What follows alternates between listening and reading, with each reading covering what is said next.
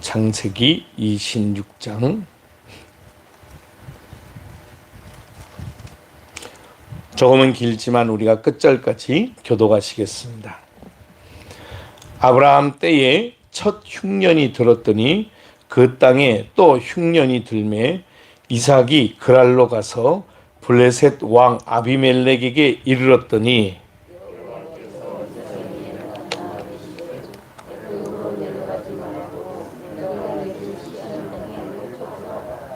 이 땅에 거류하면 내가 너와 함께 있어 네게 복을 주고 내가 이 모든 땅을 너와 네 자손에게 주리라. 내가 네 아버지 아브라함에게 맹세한 것을 이루어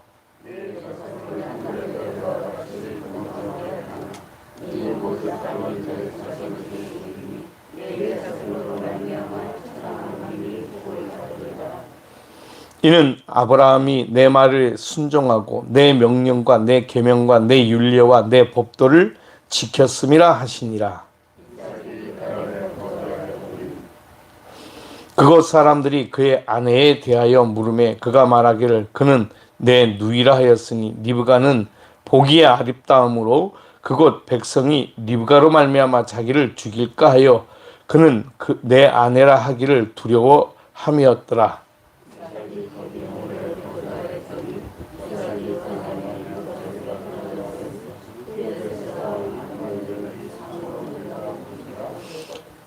이에 아비멜렉이 이삭을 불러 이르되 그가 분명히 내 아내이거든 어찌 네 누이라 하였느냐? 이삭이 그에게 대답하되 내 생각에 그로 말미암아 내가 죽게 될까 두려워하였음이로라.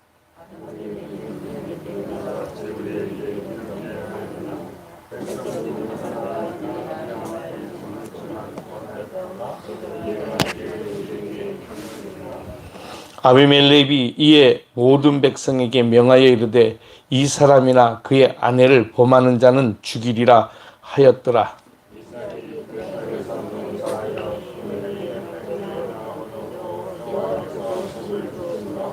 그 사람이 창대하고 왕성하여 마침내 거부가 되어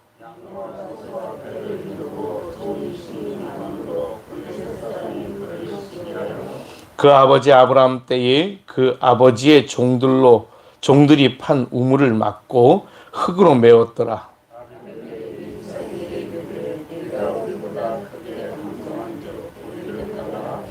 이삭이 그것을 떠나 그랄 골짜기에 장막을 치고 거기 거류하며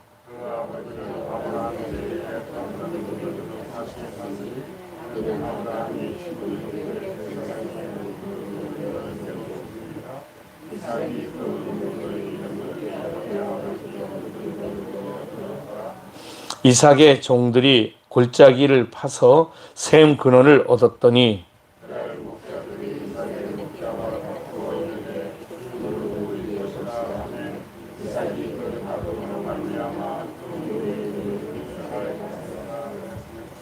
또 다른 우물을 팠더니 그들이 또 다툼으로 그 이름을 신나라 하였으며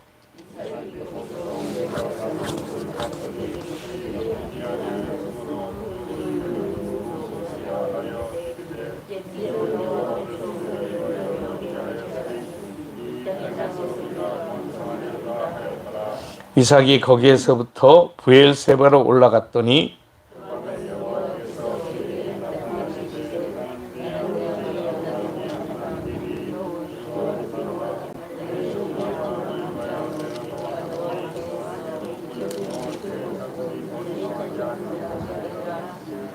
이삭이 그곳에 제단을 쌓고 여호와의 이름을 부르며 거기 장막을 쳤더니 이삭의 종들이 거기서도 우물을 팠더라.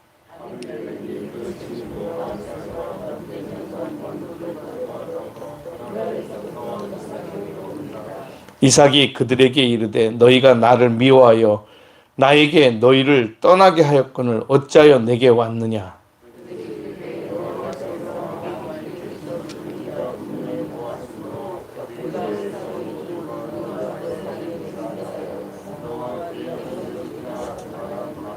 너는 우리를 해하지 말라. 이는 우리가 너를 범하지 아니하고 선한 일만 네게 행하여 네가 평안히 가게 하였음이라. 이제 너는 여호와께 복을 받은 자니라.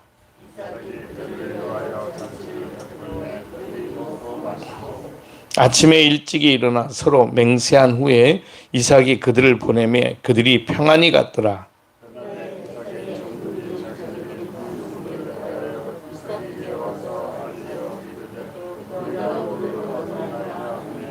그가 그 이름을 세바라 한지라. 그러므로 그 성읍 이름이 오늘까지 부엘세바더라.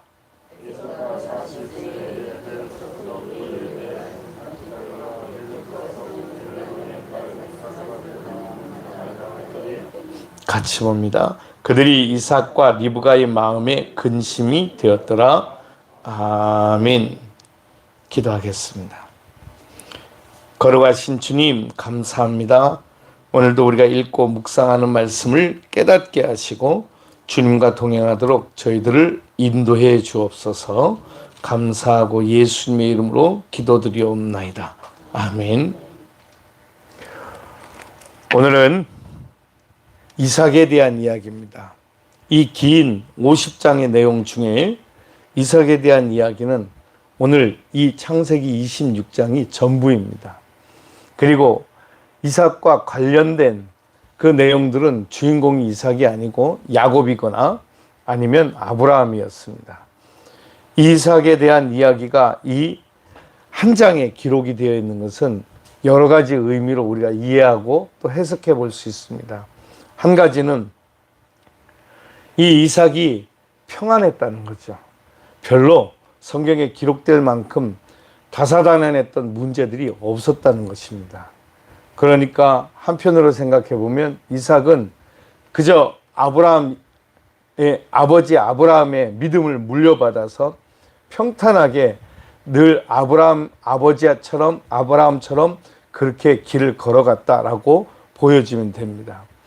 그리고 이삭은 자기가 본 게 아버지가 행하는 것이 전부였기 때문에 그렇게 살 수밖에 없었던 거죠. 그런데 놀라운 것은 오늘 성경에 보니까 이삭이 하나님께서 주신 복을 마음껏 받아 누린 사람이었다라고 하는 것만큼은 틀림이 없습니다. 그리고 보면 우리의 생애에서 보면 이제 믿음의 계보들이 있잖아요. 그러면 어머니 아버지가 믿고 또 내가 믿고 우리의 자손들이 믿고 이렇게 될 경우에 진짜 어머니 아버지가 믿고 그 다음 자녀들이 복 받는 경우가 허다합니다. 그것은 어머니 아버지가 잘 믿고 그것을 따라서 믿음으로 자식들이 살기 때문이죠. 그런데 이 믿음의 계보가 항상 3대, 4대를 잘 이어가지 못하는 것을 보게 됩니다. 그래서 3대, 4대는 또 계속해서 훈련과 연단을 거치게 되어 있습니다. 저는 가끔 이 창세기를 읽다 보면 아브라함, 이삭, 야곱, 그리고 요셉, 그리고 난 다음엔 이스라엘 민족이 되는 거죠. 이런 과정들을 겪어가는 것을 보면 꼭 우리의 신앙생활도 그와 유사하다라는 생각이 듭니다. 그래서 훌륭한 믿음의 신앙의 아버지, 어머니 밑에 그 자손들은, 그 자식들은 그냥 아버지, 어머니가 심어놓은 뿌려놓은 그 믿음의 씨앗 때문에, 때로는 기도 때문에 그냥 그것 따먹고 삽니다. 평생을 잘 삽니다. 물론 대단한 부를 누리거나 대단한 영광을 얻지는 못할지라도 대체로 보면 그냥 평탄하게 편안하게 살아갑니다. 그런데 그 손자 때에 보면 꼭 믿음의 길을 아버지처럼 할아버지처럼 살지 않고 자기 하고 싶은 대로 삽니다. 그러다 보면 연단과 훈련이 끊임이 없죠. 그 꼭 야곱 같습니다. 그랬다가 이제 4대쯤 흘러가게 되면 우리 집안은 기독교 집안이야, 이렇게 되는 거죠. 그런데 그 기독교 집안이 되기 위한 믿음의 초석을 놓기 위해서 훈련과 연단은 계속 되어집니다. 그러나 크게 번성하게 되는 그러한 같은 것들을 보게 됩니다. 지금 제가 알기로 우리 이 대한민국 땅에도 이제 믿음의 그런 가문들을 이루어간 집안들은 6대까지 예수 믿고 할아버지 할머니 그 전 때부터, 그러니까 우리로 말하면 뭐 일제시대 이때부터 예수님을 믿었던, 그래서 대대손손 예수를 믿는 집안들이 나타나고 있습니다. 그러다 보니까 마치 이제 원래부터 예수 믿었던 것처럼 생각이 되어지면서 그냥 습관적인 신앙생활을 하는 경우도 허다합니다. 한편으로 생각해 보면 습관적이지만 다른 한편으로 생각해 보면 그냥 삶에 묻어 있는 거죠. 당연히 주일날은 교회 가고 예배 드리고, 그리고 나머지 생활을 할 때도 항상 무슨 일이든지 기독교적으로 판단하고 생각하고 그렇게 행하는 거죠. 미국 사람들이 그렇게 살지 않습니까? 그죠? 그런데 그런 생활들이 너무 그냥 습관처럼 되다 보면 신앙의 참 의미와 그리고 열정들을 잊어버릴 때가 참 많게 됩니다. 그래서 우리는 그와 같은 훈련들이 계속 하나님께서 하고 계신다라고 하는 것들을 알게 됩니다. 그러나 우리가 계속 그렇게 살아야 되는데 그렇게 살지 못하게 되면 문제가 생기죠. 그게 이제 다윗의 때가 되고, 그리고 솔로몬의 때가 되고, 그렇게 흘러가면서 세월이 지나면 묻혀있는 것들이 어느 순간인가 하나님과 나 사이의 직접적인 관계이다기보다 그냥 흘러간 세월의 흔적들로만 남게 되는 거죠. 이렇게 되면 우리는 신앙이 습관이 됩니다. 습관적으로만 신앙생활을 하다 보면 은혜가 없게 되죠. 우리에게 이와 같은 하나님의 은혜가 열심과 열정으로만 우리의 삶에 채워지게 되어 있습니다. 여러분, 우리에게 이 성경 전체의 역사들과 흘러가는 흐름을 보면 우리도 이렇게 되겠구나라는 생각을 저절로 갖게 됩니다. 이스라엘 사람들이 왜 우상 숭배에 빠지고 그렇게 되고 그렇게 살게 되겠습니까? 그들은 기준이 하나님입니다. 기준이 여호와 하나님이지만 세상도 그들 삶에 쑥 하고 들어와 있어서 세상과 더불어 함께 살아가는 거죠. 이미 우리가 창세기에서 아브라함이 이제 이삭의 아내인 리브가를 찾아오는 그런 과정들을 엘리에셀이 아브라함의 종이 찾아가는 과정들을 이미 보았습니다. 왜 굳이 가나안 땅에서 그 아들인 이삭을 위한 아내를 얻지 않고 자기의 집안으로 돌아가서 그 아들을 얻게 하는가? 세상 가운데 있는, 그러니까 자기가 살고 있는 세상 가나안 땅에서 자기의 며느리를 얻지 않고 자기의 민족 족속 중에서 얻는 것, 이것은 우리에게 여러 가지 의미와 또 생각을 해보게 해주는 거죠. 세상과 섞이지 않으려고. 그런데 마지막 34절, 35절에 에서가 세상과 섞여버리는 장면들이 나오게 됩니다. 그래서 결국은 에서는 이 믿음의 족보에서 떨어져 나가게 됩니다. 그리고 에서는 이제 야곱과는 전혀 다른 길을 걷게 되는 거죠. 이삭은 아브라함의 아들이고 야곱은 아브라함의 손자입니다. 그러니 에서는 아브라함의 손자이니까 장자로서 그 믿음의 길을 같이 걸어가야 되는데 다 함께 걸어가지 않고 그 중간에 떨어져 나가는구나 라고 하는 것을 보게 됩니다. 그리고 또 야곱은 얼마나 많은 훈련과 연단을 받게 됩니까? 그런 과정들을 보면 이렇게 되는구나 라고 하는 것을 깨닫게 되는데 다 그런 건 아닙니다. 어떤 경우는 4대가 그럴 수도 있고 어떤 경우는 2대가 그럴 수도 있습니다. 그런데 우리는 이런 것들이 보편적인 흐름이 되는 이유를 생각해 보면 그럴 수밖에 없다는 것을 알게 됩니다. 그래서 중요한 것은 내가 하나님을 만나야 되는 거죠. 이제 우리가 이 27장, 28장으로 넘어가면 유명한 야곱의 이야기가 펼쳐지고 전개가 됩니다. 야곱은 정말 다사다난했던 휘황찬란한 삶을 살았던 사람입니다. 많이 가졌고 많이 누렸고 그리고 대단한 존재로 살았고, 그러나 고난과 연단도 엄청났고 심지어 하나님과 더불어 씨름을 하고, 이렇게 천사와 더불어 씨름을 하고 환도뼈, 그러니까 이 엉치뼈의 밑에 그 위골이, 그러니까 뼈가 어긋나는 그러한 고통도 겪고, 그러한 과정 속에서 그가 믿음의 조상이 되어가는 과정들을 보면 우리에게 주는 교훈들이 참 많은 거죠.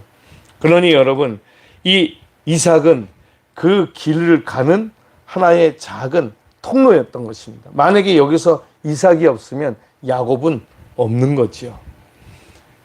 우리는 그렇습니다. 혹시 우리가 이삭과 같은 존재라면 그야말로 우리는 지금 이 인생을 살아가는데 하나님이 주신 복을 누리면서 그 믿음의 길을 평탄하게 걸어가고 있는 존재들인 거죠. 저는 우리 아이들을 보면 우리 아이들이 꼭 이삭 같아요. 걔네들은 제가 우리 집안에서 제일 먼저 믿었거든요. 제가 믿고 그리고 난 다음에 저희 부모님들이 교회를 나오기 시작하고, 그러니까 저는 개인적으로 제가 우리 집안에서 믿음의 조상이라고 생각을 합니다. 그리고 저희 아내와 가정을 이루고 우리 아이들이 이제 사실은 어머니 아버지 때부터 따지면 3대가 되겠지만 또 어떤 면으로 보면 믿음의 2대가 되는 거죠. 우리 아이들은 그냥 앉은 자리에서 저절로 그냥 자기들이 기도하고 하나님과 함께하면 그냥 복이 흘러가서 그냥 삶이 그렇게 크게 고단하지 않게 살아가는 것을 보게 됩니다. 하나님이 주신 은혜인 거죠. 그래서 그 아이들은 저절로 내가 하나님을 잘 믿으면 저절로 된다라고 하는 그런 은혜들을 가지고 있어요. 기도하면 하나님이 응답하신다라고 하는 그런 믿음도 가지고 있고, 우리 엄마 아빠가 기도하고 있으니까 그런 것들에 대한 그런 믿음도 가지고 있어요. 여러분 혹시 여러분들이 아니면 여러분들의 자녀들이 혹시 그러지 않으십니까? 그죠? 그래서 우리 어머니 아버지가 기도하고 계셔. 그러니까 나는 뭐 우리 엄마 아빠가 기도하고 있는데 뭐 이런 생각을 갖고 사는 아이들이 있습니다. 이게 얼마나 큰 복이겠어요. 그죠? 예. 우리 믿음의 1세대들은 그냥 기도하면서 그 가정을 세워나가려고 애쓰고 힘쓰는데 이미 이루어진 믿음의 가정 안에서 태어나서 자라는 아이들은 그것이 진짜 복인 거죠. 할렐루야. 저는 그래서 늘 그런, 그러니까 예를 들면 뭐 목사님 아들, 장로님 딸, 뭐 이런 사람들이 되게 부러웠어요. 왜냐하면 자기들은 그냥 거기에서 그냥 그대로 살면 되니까. 근데 또 그렇지도 않았겠다라는 생각도 들어요. 얼마나 이렇게 규제되어지고 이제 만들어진 그 안에 틀 안에서 살아가야 되지 않았을까라는 생각도 해보게 됩니다. 그런데 어쨌든 이 이삭은 그 틀 안에서 복받은 최고의 사람이 되었던 거죠. 오늘 우리가 읽었던 12절부터 보니까 그는 이렇게 얘기합니다. 이삭이 그 땅에서 농사하여 그 해에 100배나 얻었고 여호와께서 복을 주심으로 그 사람이 창대하고 왕성하여 마침내 거부가 되어 양과 소가 떼를 이루고 종이 심이 많음으로 블레셋 사람이 그를 시기하였다. 이렇게 말합니다. 그러니까 이제 이삭의 때, 그 전에는 아브라함은 본인이 열심히 했지만 다 하나님이 채워주셨죠. 그죠? 심지어 애굽 바로 왕이 채워주고, 여기 이제 등장하는 아비멜렉이라고 하는 이름은 그 당대 한 세대의 사람의 이름의 뜻도 있지만 사실은 왕이라고 하는 것을, 예를 들면 바로 그렇게 얘기하잖아요. 그죠? 바로가 아닙니다. 그죠? 예. 여기서도 이 아브라함 때에도 바로가 등장하지만 나중에 수백 년이 지난 400년 이상이 지난 모세 때에도 바로가 등장합니다. 그런데 그 바로가 아니고 그 바로의 그 민족이 이 모세 때의 바로 민족이 또 아닙니다. 그러니까 전혀 다른 시대인 거죠. 아비멜렉이라고 하는 이름도 그와 같았을 것이다 라고 그렇게 학자들은 이야기하는 경우도 있습니다. 그러니까 블레셋 왕의 명칭을 아비멜렉이라고 이렇게 부르는 거죠. 그래서 어쨌든 그 아비멜렉일 수도 있고 아닐 수도 있습니다. 만약에 그 아비멜렉이 같은 아비멜렉이었다면 아비멜렉은 깜짝 놀랐겠죠. 이게 이삭의 어머니인 사라 때도, 그리고 이삭의 아내인 리브가 때에도 똑같은 일을 겪으면서 얼마나 황당하고 당황했겠습니까? 이거 무슨 이런 집안이 다 있어, 이런 생각이 저절로 들지 않았을까요? 그죠? 아니 아버지도 그러더니 이건 뭐 아들도 이러네. 그래서 어쨌든 간에 그가 그 아버지였던 아들이었던 그 상관없이 그 생각에 아마 백성들에게 공포해서 여기 성경에 나와 있는 것처럼 누구든지 리브가를 범하면 그냥 그 자리에서 죽여버려라 라고 말하는 것은 하나님의 살아계심을 보았다고 성경은 분명히 말하고 있는 거죠. 그러니까 이 믿음의 역사가 놀라운 것은 하나님께서는 아브라함과 이삭과 야곱 이 모든 것들의 이 기준들이 이들만 복받는 게 아니라 이 아브라함과 이삭과 야곱과 그와 함께한 가족들 그리고 그와 함께한 모든 짐승들까지 그러니까 그들과 함께 했으면 다 복을 받게 되는 거죠. 나중에 모세를 통해서 신명기가 주어지는데 신명기 28장에 보면 들어가도 복을 받고 나가도 복을 받고 심지어 그가 손대는 것은 뭐든지 복을 받고 라고 하는 이유가 거기에 있다는 것을 우리는 알게 됩니다. 이삭이 그랬던 것이 심지어 오늘 성경에 보니까 그가 농사를 지었다고. 히브리인들은 유목민이라 땅에 거주하는 사람들이 아니었는데 야곱은 그 땅을 거주했어요. 그래서 그 땅에 거주하면서 농사를 지었다 그러니까 한 해에 그해 100배의 소출을 얻었다. 놀라운 일이죠. 예. 100배의 소출을 얻었다. 이렇게 얘기합니다. 그죠? 이 12절에 그 땅에서 농사하여 그 해에 100배나 얻었고 여호와께서 복을 주셨다. 이 이삭 때에만 농사를 지었어요. 그리고 야곱은 우리가 아는 것처럼 양 치는 사람이었습니다. 그리고 그 양 떼, 소 떼 다 몰고 왔어요. 그러니까 그의 재산은 가축이었습니다. 그 이후부터 이 이스라엘 사람들은 히브리인들이라고 불러졌고 그들은 이제 유목민들, 양 치는 사람들이었어요. 그런데 이삭만이 오늘 성경에 농사꾼으로 등장을 합니다. 그러니까 이것은 굉장히 상징적인 의미가 있는 거죠. 농사를 지었고 그는 100배의 열매를 얻었다. 이것은 앞으로도 그렇게 될 것이라고 하는 것을 우리에게 암묵적으로 여기 성경이 기록하면서 우리에게 펼쳐주고 있는 하나님이 주시는 복의 상징인 것입니다. 그래서 우리는 하나님 이삭처럼 100배의 복을 달라고 기도할 수 있는 거죠. 이건 우리가 그렇게 달라고 100배에 대한 소망을 얻는 것이 아니라 이삭이 얻었다니까요.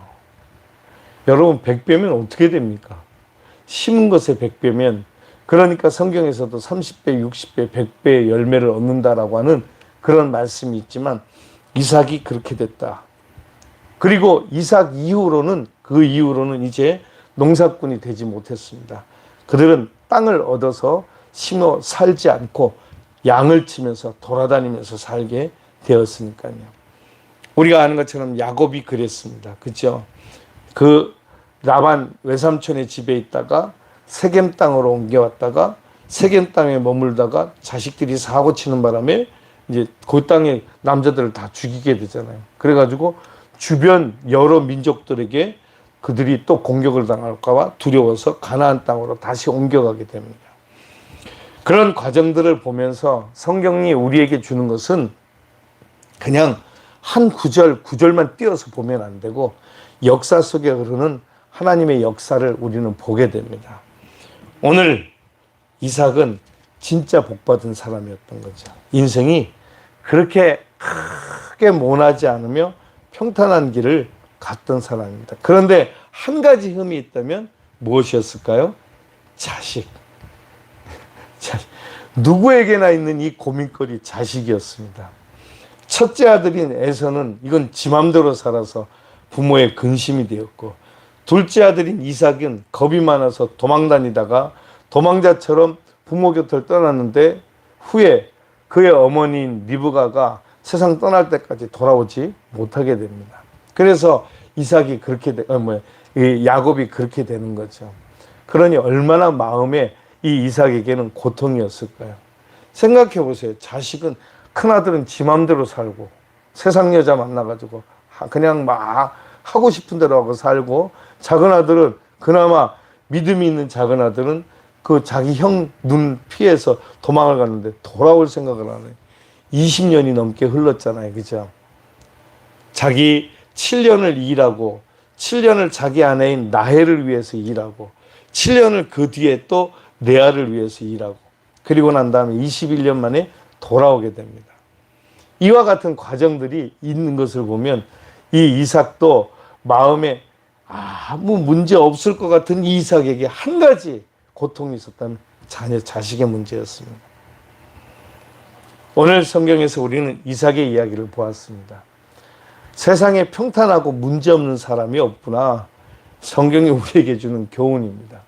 그러나 이삭이 믿음의 길을 잘 감으로 하나님이 주신 그 믿음의 가문과 그리고 그 과정들을 잘 이어가게 되었습니다. 이삭하면 떠오르는 것 100배의 소출을 얻었다. 하나님께서 복을 주셔서 거부가 되게 하셨다. 또 한 가지는 우리가 시간이 모자라지만 또 한 가지는 화평의 사람이었다. 우물 팠을 때 그들이 그 블레셋 사람들에서 메꿀 때 한 번도 그들과 싸우지 않았다. 이삭은 다투지 않았지만 이삭의 종들은 열받았죠. 그죠?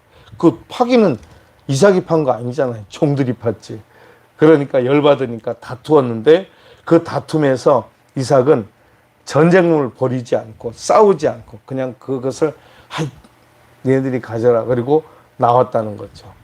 그 자리는 우물이 그러니까 물이 나는 자리인데 물은 이 광야에서 살아가고 있는 블레셋이든지 이 유대인이든지 어느 민족에게나 생명줄입니다.